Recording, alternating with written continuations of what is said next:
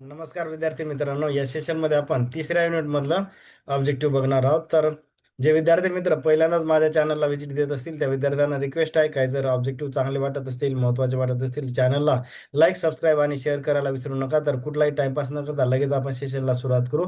Question number 81 बघा. Means रिकामी जागा दिली आहे. Showing a constant rate of a change between two variable, त्याला काय म्हणतात? लिनियर रिलेशनशिप म्हणतो आपण. क्वेश्चन नंबर 82 बघा. ग्राफ ऑफ लिनियर इज कसं असते? स्ट्रेट लाईन असते ना लिनियर ग्राफचा, कारण की लिनियर म्हणजे काय की एकाच कॉन्स्टंट रेटने चेंज होते. मग याचा ग्राफ ऑलरेडी कसा स्ट्रेट लाईन असणार. ऑप्शन नंबर 1 बरोबर असणार आहे याचं. क्वेश्चन नंबर 83 बघा. रिकामी जागा.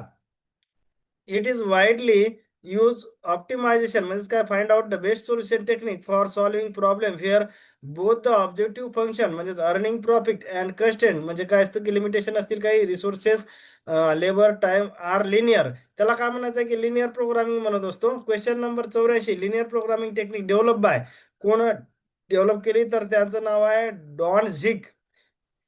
जीबी डॉन झिक यांचं नाव आहे ते. ऑप्शन नंबर 4 करेक्ट आहे. GB Dantzig develop linear programming for resource allocation साठी त्यांनी डेव्हलप केलेले. ऑप्शन नंबर 5 हे ऑप्शन नंबर 85 एक हे करेक्ट असणार आहे. क्वेश्चन नंबर बघा आता 86. रिकामी जागा दिली. Is use anywhere you want optimization while following the certain constraint, त्याला काय म्हणतो आपण? लिनियर प्रोग्रामिंग म्हणतो. ऑप्शन नंबर 1 सुद्धा इथं करेक्ट आहे. Question number 87. Preparing something carefully means काय असते? त्याला फॉर्म्युलेशन म्हणतो ना आपण. प्रिपरेशन म्हणत नाही, त्याला फॉर्म्युलेशन म्हणतो. केअरिंग नाही. म्हणजे ऑप्शन नंबर किती? 2 बरोबर आहे. क्वेश्चन नंबर 88 बघा आता.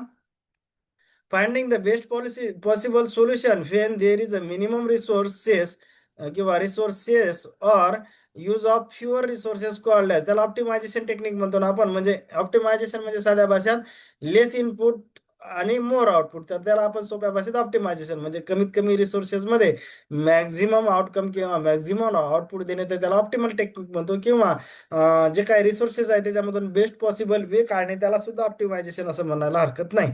Question number 89. Formulating a linear programming problem means writing it in the रिकामी जागा form so it can be solve. Mathematical form मध्ये लिहायचं असते त्याला, म्हणून त्याच्यामुळे ते सॉल्व्ह होणार आहे. म्हणून ऑप्शन नंबर 2 हे करेक्ट उत्तर असणार आहे. क्वेश्चन नंबर 90 बघा लगेच. First step to formulate the problem is define the decision variable आहे का? बरोबर आहे. डिफाईन पहिले डिसिजन व्हेरिएबल डिफाईन करावं लागतील ना.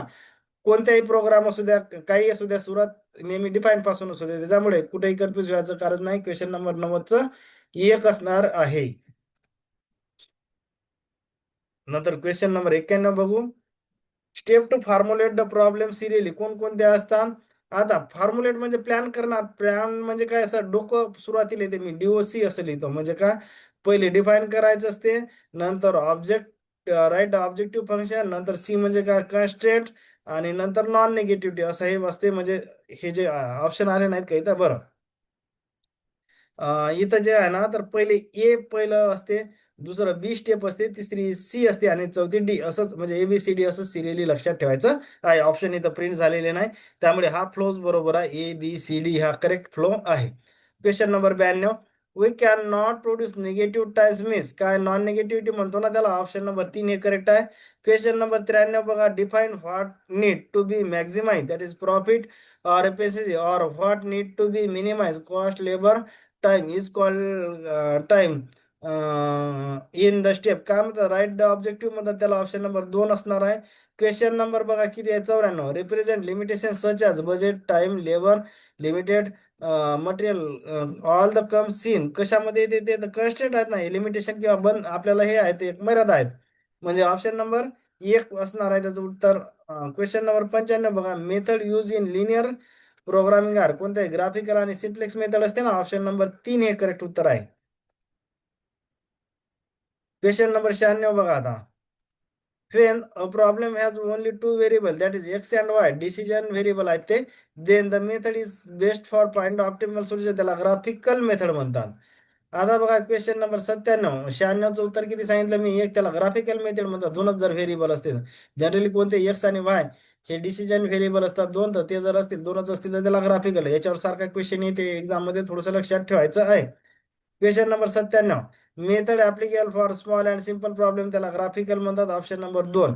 Question number 98, in blank space दिली, computation done manually on a graph, त्याला काय म्हणत असतं आपण, ग्राफ म्हणल्यावर ग्राफिकल येणार ना, 98चा 2 येणार आहे. Question number 99, Wien the problem with more than two decision variable then the method is the best to find out the optimal solution, त्याला कोणती, सिम्प्लेक्स. आता सिम्प्लेक्स म्हणजे असं सिम्पल नाही कन्सिडर करायचं, सिम्पल आणि सिम्प्लेक्स मध्ये फरक आहे.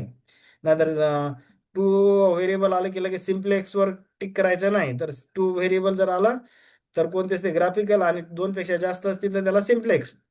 क्वेश्चन नंबर 100, रिकामी जागा, method applicable for the large and complex, तर त्याचं सिम्प्लेक्स उत्तर आहे, 100चं 1 नंबरचा ऑप्शन असणार आहे. नंतर क्वेश्चन 101 बघा, इन रिकामी जागा दिली, competition done using the calculation or computer software, तर त्याला काय म्हणायचं असतं, सिम्प्लेक्स, ऑप्शन नंबर 1. 102 बघा, चूज द करेक्ट सेंटेन्स, आपल्याला करेक्ट सेंटेन्स ओळखायचा आहे. In graphical method solution type visual or graph, बरोबर आहे. ग्राफिकल म्हणल्यावर सोल्युशन काय डोळ्यांना दिसणार ना तुम्हाला, म्हणजे व्हिज्युअल किंवा ग्राफवर दिसणार. In simplex method solution type step by step calculation or simplex table, बरोबर आहे, ऑप्शन नंबर 3 हे करेक्ट उत्तर असणार आहे. क्वेश्चन घ्या आता, 102 झाले आपले, 103. एक मिनिट, क्वेश्चन किती, 102. 102 नंतर डबल झाला का, हा 102 बरं, 103 आला नाही, बरं ठीक आहे. 103, ते जवळपास 6 क्वेश्चन इथं प्रिंट झालेले नाही, तर ते पुढच्या सेशन मध्ये मी घेतो. आता ऍक्च्युअल मध्ये कसं झालं तर आपलं 102 103 प्रिंट व्हायचा होता ना, तर ते एक राहिलं माझ्याच्या ना, ठीक आहे, जाऊ द्या, आता ते पुढच्या सेशन मध्ये घेईन मी. बघा आता 109 नंबरचा क्वेश्चन बघू. PERD is a time probabilistic or uncertainty in the activity time, बरोबर आहे. CPM uses for fix आणि फिक्स or deterministic time, बरोबर आहे. Choose the correct sentence. PERD used for R&D project with the uncertain duration. CPM used for construction repetitive project manufacturing where time duration is certain, बरोबर आहे. PERD is a PERD कोणती आहे, event or milestone oriented असते, option number 1. CPM is activity or task oriented असते, option number 2. 113 बघा आता, choose the correct sentence. PERD focus on time control आणि CPM focus on cost optimization, हे सुद्धा बरोबर आहे, option number 3. Question number 114, choose the correct sentence. PERD has a 3 dimension time estimation, that is PMO, म्हणजे काय, pessimistic, optimistic आणि most likely. CPM has a single time estimation, बरोबर आहे, option number 3 हे करेक्ट आहे, दोन्ही सेंटेन्स बरोबर आहेत. नंतर क्वेश्चन नंबर 115 बघा, choose the correct sentence. PERD manage unpredictable activity, CPM manages predictable activity, बरोबर आहे, दोन्ही सेंटेन्स, ऑप्शन नंबर 3 हे करेक्ट आहे. PERT is a event oriented, that means represent start or finish activities, बरोबर आहे. नो टाइम रिक्वायर्ड, बरोबर आहे. No cost and resources are consume, बरोबर आहे, ABC, ऑप्शन नंबर 4 हे करेक्ट आहे. 117 बघा, choose the correct sentence. Wall completed is an example of PERT, बरोबर. कम्प्लिशन, ऍक्शन कम्प्लीट जेव्हा झाली त्याला आपण काय म्हणतो, त्याच्यामुळेच तर आपण त्याला काय म्हणत असतो की मिलेस्टोन बेस किंवा इव्हेंट बेस म्हणतो. Build the wall is an example of the CPM, हे दोन्ही एक्झाम्पल बरोबर आहेत. Question number 118, what is the particular task perform in the CPM नोजण्यास, त्याला ऍक्टिव्हिटी म्हणतो आपण, ऑप्शन नंबर 3. 119 बघा, what is the critical path. Critical path म्हणजे काय, लॉंगेस्ट पाथ आहे, त्याचं उत्तर ऑप्शन नंबर 2 हे करेक्ट आहे.